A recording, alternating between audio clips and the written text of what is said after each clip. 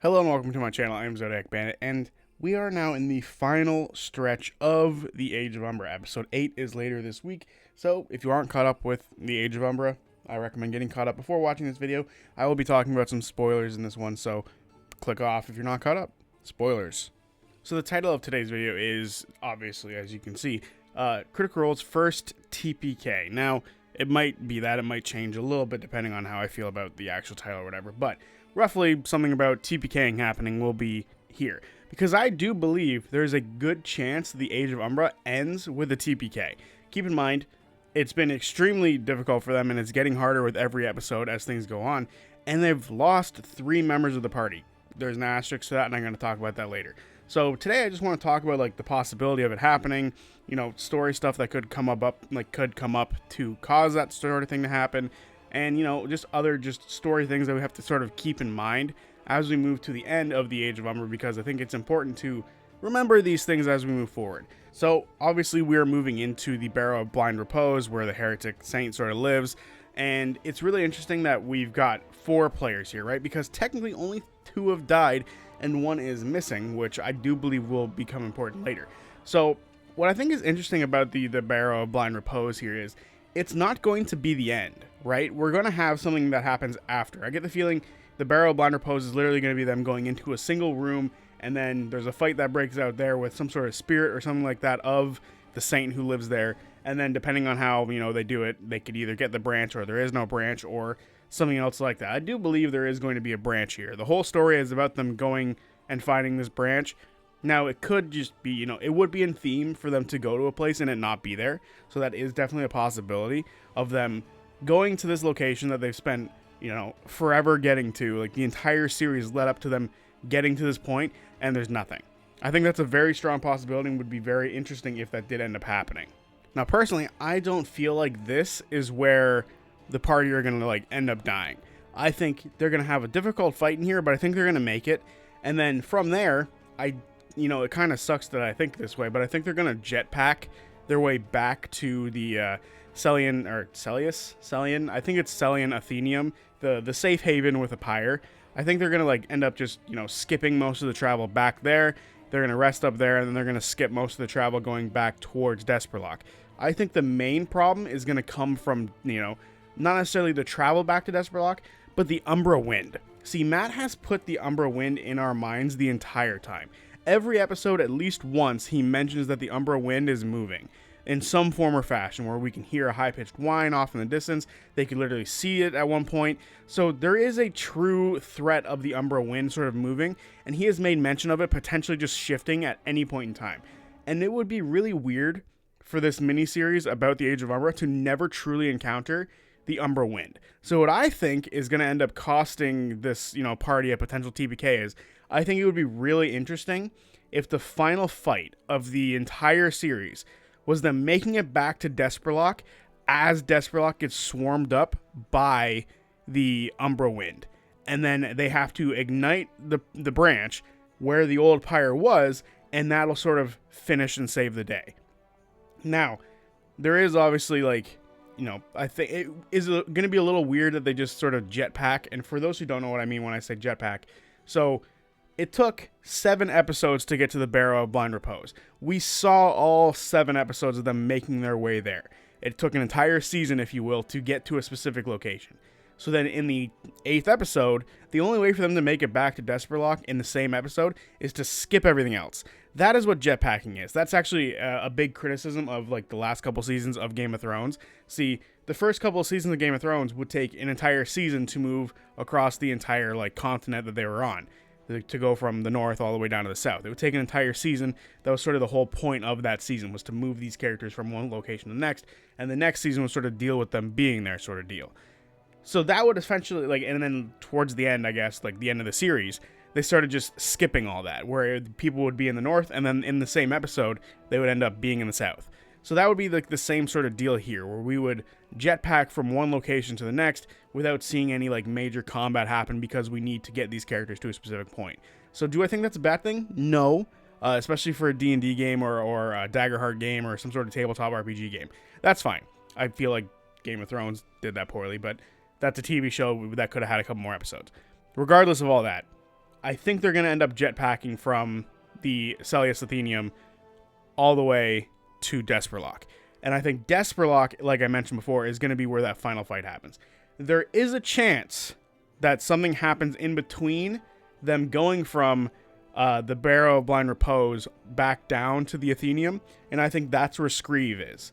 Strahd as a character, in my opinion, could be like one of like the final like character emotional beats, if you will, of the series, because there's obviously a big story going on with him about how, you know, he and Adelia were friends for a year or close to a year, and he saved Adelia's life or she saved his life. They sort of have that like symbiotic relationship where the two of them, you know, cared for each other and they took care of each other. And then she died after joining this group. So he could blame this group, specifically Snyx, for effectively destroying her body, because that's what he did. So there is going to be some sort of character moment in this scenario where they end up seeing Strahd, and Snyx and him sort of have maybe a potential 1v1, or where Snyx tries to talk him down or something like that. I think we could lose somebody here. Specifically, I think like Strahd is likely going to die in this scenario, because if he tries to 1v4 the party, it's just not going to go well. Ultimately, I do think we're going to have a moment with Strahd before they get back to the Athenium. And then from there, whether or not they have Strahd or not, which means they'll have a party of 5 making their way back, sure. I think like the issue, the reason I'm not like sort of looking at the jetpacking thing like an issue is because Snyx is now so much more confident in himself. So storyline wise, them making it back to Desperlock should feel like a breeze, in my opinion. Especially because they've sort of cleared the path, if you will. They've gotten rid of a lot of the, not gotten rid of, but they've temporarily held off like the hive where August is from and the Screaming Forest. They should be able to just run through that. For the most part, the rampart, the sunken rampart, was pretty clear, aside from the 2 things they killed on there as well. So I do think that there's nothing really in their way outside of the Amber Reach. So to sort of remap this all out, I think episode 8 is probably going to be the longest episode that we've gotten so far. I don't think any of them have broken that 4-hour mark yet. I think this one's going to probably reach 4 or 4.5 hours, if not even 5, because you kind of do need to wrap a few things up. So I think we're going to see the first half, or maybe even the first quarter of this episode, is going to be the Barrow of Blind Repose, and then they go back to the Celius Athenium, depending on if they hit Strahd or not, who knows. And then they'll just jetpack their way back to Desperlock. And then from there, they probably will have something happen in the Athenium, especially if they have a branch. There's going to be some sort of like character thing for Brixton here. So that would be really cool, and maybe even something for Idle as well.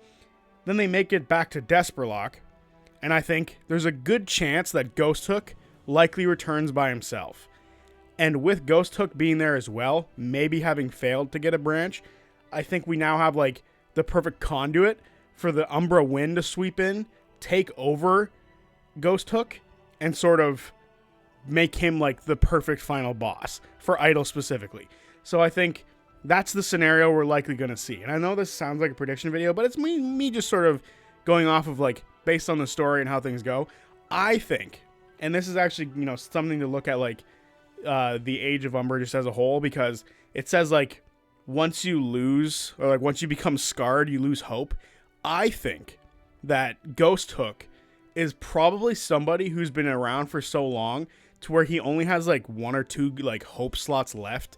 And I feel like once he gets back to Desperlock and sees the Umbra Wind, he's going to lose that last little bit of hope, and he's going to become a part of the Umbra, right? That's part of like the whole thing where if you lose if you lose all of your hope in the Age of Umbra, you become like an Umbra thing.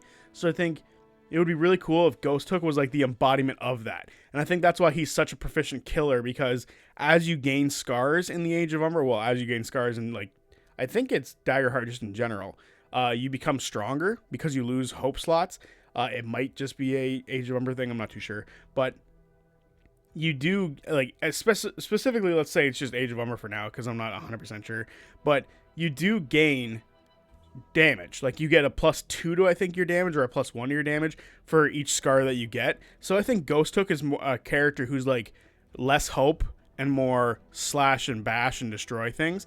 I feel like he's a character who's not, like, he's like what Idle could become if Idle stopped. Like, I guess not even Idle. He's what the party could become if they keep going. if they keep being adventurers and they keep doing stuff, they'll eventually end up with more scars and more stuff like that. So to me, he's like the perfect conduit for like a really good final boss fight. So I think the Umbra Wind's going to be sort of surrounding Desperlock. The party's going to show up.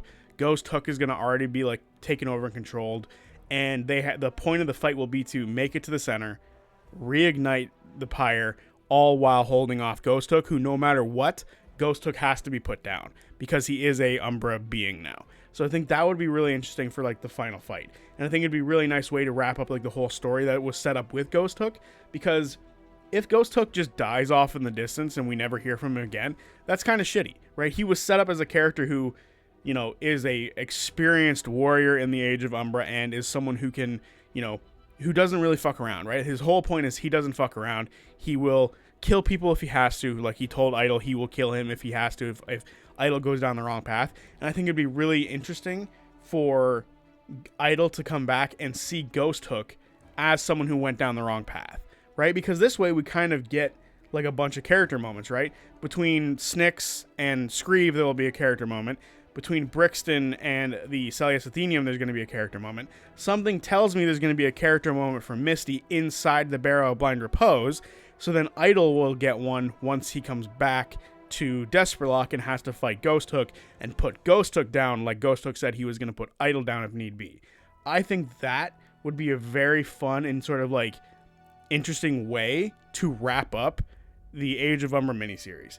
And even just Desperlock, right? Desperlock gets like put back to this, or maybe not. Maybe they fail. Maybe like for whatever reason, the Umbra Wind is able to snuff out the fire before it even starts or something like that, and then they all die. But I think the idea that we can set up all of these things, like a Screeve versus Snyx moment, a Misty at the Barrow of Blind Repose moment, Brixton back at the Celius Athenium moment, and Idol at Desperlock fighting Ghost Hook, all of these things are right there available to be used, and I'm very excited for that to possibly happen.